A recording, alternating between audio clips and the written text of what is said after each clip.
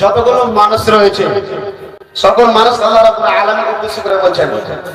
এখানে ঈমানদারকে উদ্দেশ্য করে আল্লাহ রাব্বুল আলামিন বলছেন, কি বলছেন? বিসমিল্লাহির রহমানির রহিম। ইয়া আইয়ুহাল্লাযীনা আমানু।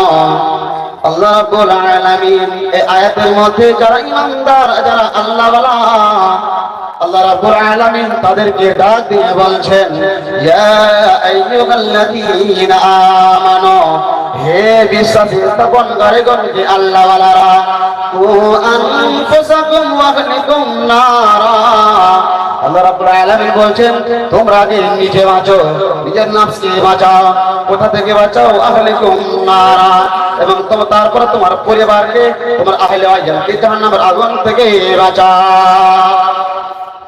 পৃথিবীর বুকে যতগুলো মানুষ রয়েছে, যতগুলো ঈমানদার রয়েছে, আল্লাহ রাব্বুল আলামিন বলছেন, তোমরা আগে নিজে বাঁচো এবং তারপর তোমার আহলে ওয়াইলকে, পরিবারকে জাহান্নামের আগুন থেকে বাঁচাও।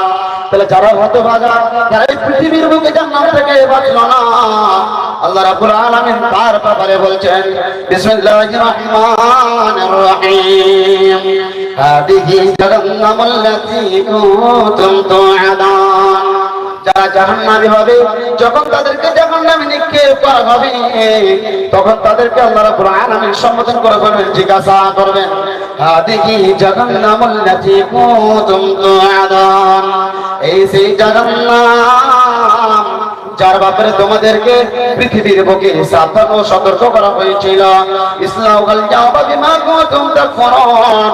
তুমি কুফরি করেছিলে, তুমি অস্বীকার করেছিলে, তুমি সেটা মাননি, আজ তার প্রতিফল হিসাবে তুমি জাহান্নামে প্রবেশ করো।